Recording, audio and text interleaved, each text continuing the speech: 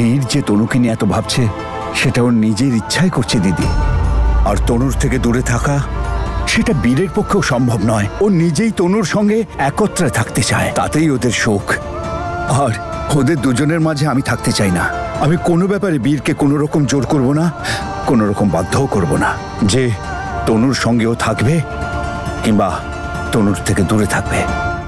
এতগুলো চুড়ি! বীর, বীর দেখো কি সুন্দর সুন্দর চুড়ি। তোমার লাগবে? হ্যাঁ। কোনগুলো?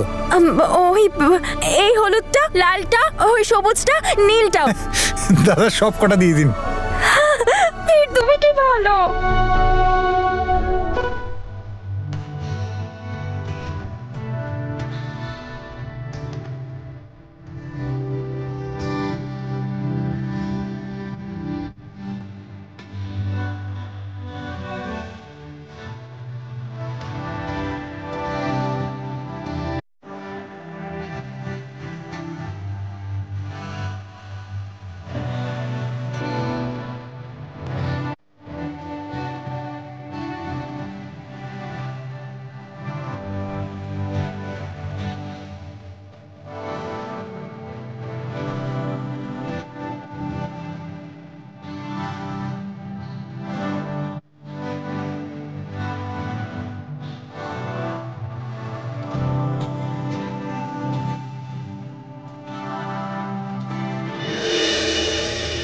আমরা তো বীরের কাছে খুব কৃতজ্ঞ যে ও এই অবস্থায় তনুর এত খেয়াল রাখছে, আর এখন ওকে এমন বানিয়েছে যে ও নিজেও নিজের খেয়াল রাখতে পারে। বিশ্বাস করুন দিদি, আমরা বীরকে ছাড়াও তনুর খেয়াল রাখতে পারি, কিন্তু ওদের জুটি তো উপরওয়ালাই বেঁধে পাঠিয়েছেন, যেটা আপনি বা আমি চাইলেও ভাঙতে পারবো না।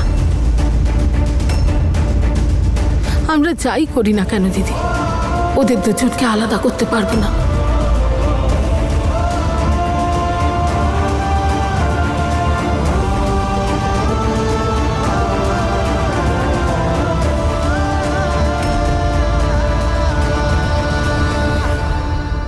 থ্যাংক ইউ বীর, তুমি খুব ভালো। তুমি আমায় চুড়ি দিলে, এটা দিলে, থ্যাংক ইউ।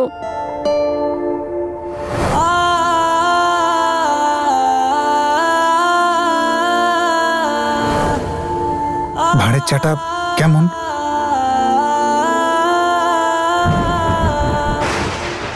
বৃষ্টি হবে মনে হচ্ছে। বৃষ্টি! পকোড়া পকোড়া!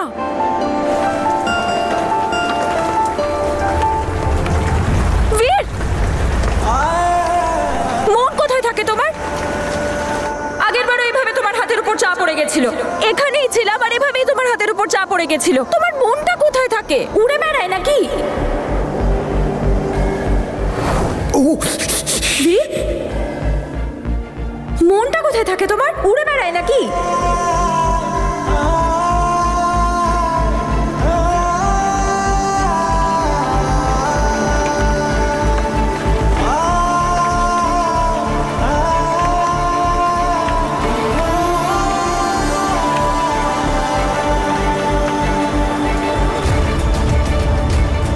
তনুর সবকিছু মনে আছে।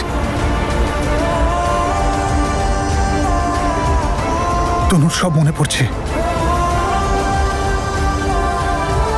তনু,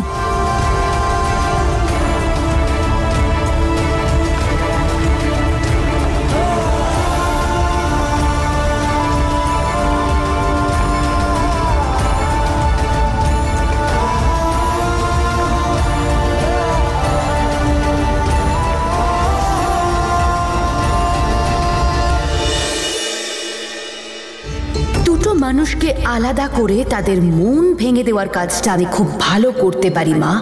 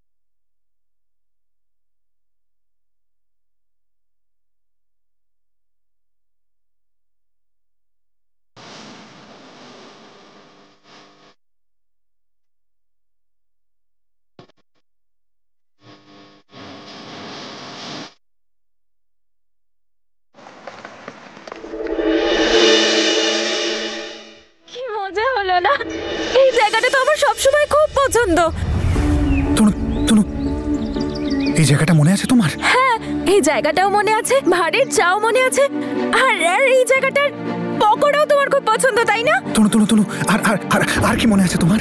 আর এই এই এই বৃষ্টি, বৃষ্টিটাও মনে আছে। বৃষ্টি আর কি মনে আছে? আর কিছু মনে পড়ছে না। চলো, আমাদের পকোড়া ঠান্ডা হয়ে যাবে। চলো চলো চলো।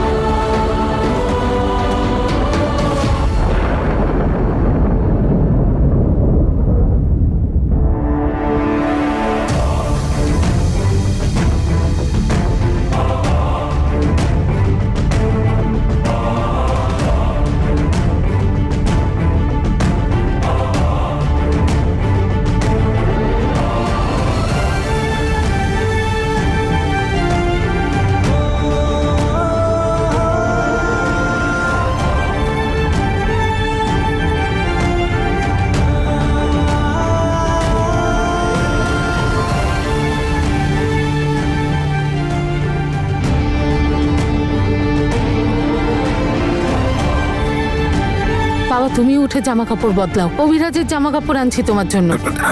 আন্টি, তোমার একটা কথা বলার আছে। তনুর স্মৃতিশক্তি ফিরে আসছে।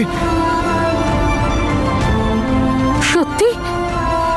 হ্যাঁ সত্যি। কি বলছো বাবা? হ্যাঁ বাবা, তুমি সত্যি বলছো?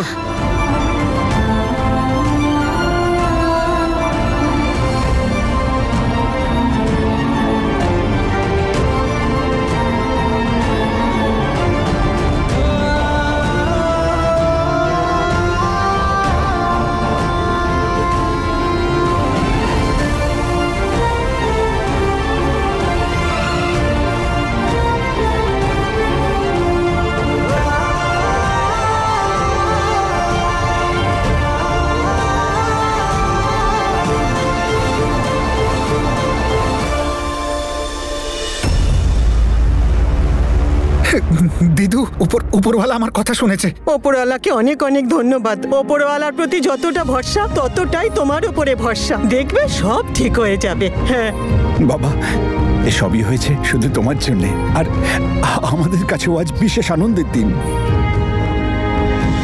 কিন্তু বাবা, আমি তোমার সঙ্গে একটা কথা বলতে চাই। তনু ছাড়াও না আরো কিছু দায়িত্ব আছে যেটা তোমার কাঁধেই। তোমার পরিবারের সুরক্ষার দায়িত্বও তোমার কাঁধে। মীর, তোমার মা না খুবই কষ্টে আছেন। সবেমাত্র একটা ছেলেকে হারিয়েছেন উনি। ওনারও তোমার সঙ্গ পাওয়াটা খুবই দরকার। ওনাকে সঙ্গ দিতে হবে, তোমাকে পাশে থাকতে হবে। আঙ্কেল, আমি সব রকম ভাবে মায়ের পাশে আছি, কিন্তু উনি সেটা বুঝতেই চাইছেন না।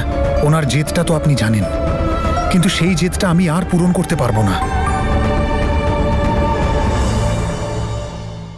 এই দেখো দিদি, এইসব জিনিসগুলো গুছিয়ে রাখছো তুমি কেন? তুলে রাখবো না তো আর কি করবো নিমো? এগুলো বীর আর জেসমিনের বিয়ের জন্য বের করেছিলাম। কে জানে বিয়ে হবে কি না হবে। আচ্ছা দিদি, বলাটা হয়তো উচিত হবে না, কিন্তু তুমি দেখো না কাল তনু কত বড় ঘটনা ঘটালো বীরের ফুটবল ম্যাচে। এবার তো বীরের শিক্ষা হওয়া উচিত, কিন্তু না, ওর অন্তত এইটুকু বোঝা উচিত ছিল যে এরকম মেয়ের সাথে জীবন কাটানো যায় না। বীরের কাণ্ডজ্ঞান আছে, কাণ্ডজ্ঞান থাকলে চলে আসতো। নিজে তনুকে ডাক্তার দেখাবার জন্য ঘুরে বেড়াতো না। আমি বলছিলাম কি দিদি, আমার না আজকাল বীরের অবস্থা থেকে ভয় করে। তনুর পাশে থাকতে গিয়ে ও বাড়ির লোকের পাশে থাকতে পারবে তো? আমার তো মনে হয় তুমি যদি ওকে আরেকটু প্রেশারাইজ করো, তাহলে তোমার ছেলেকে আবার হারিয়ে না ফেলতে হয়। বাজে কথা বলিস না নিমো,